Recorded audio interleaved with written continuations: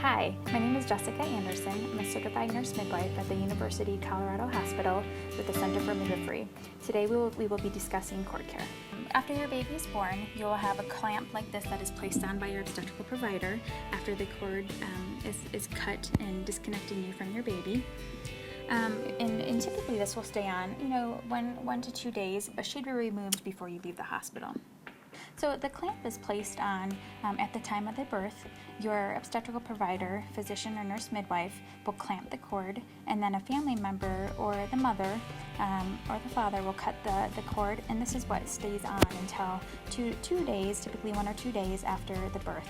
This should be removed before you leave the hospital. Often families will keep this as a keepsake from the birth. And the most important thing is that you want to make sure that the cord stays nice and clean and dry. What helps the cord dry is just the more time it's exposed to air. The most important thing to do with diaper changing, you want to make sure that the diaper is rolled down so it is not impacting or getting in the way of the cord.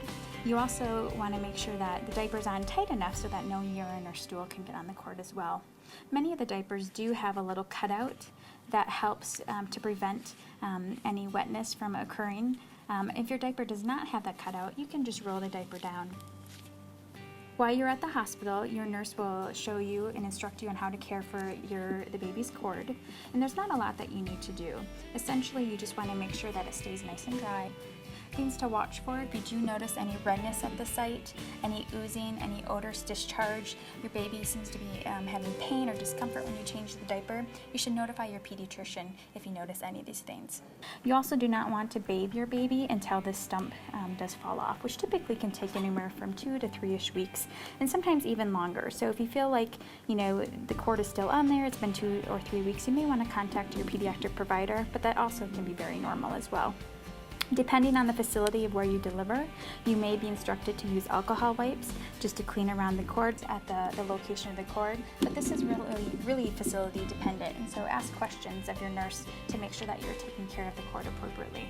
You just want to make sure it's nice and dry and it will fall off all on its own. You don't need to do anything to encourage the cord to fall off. There are things you may notice. Sometimes you may notice a small amount of bleeding in the diaper from the cord.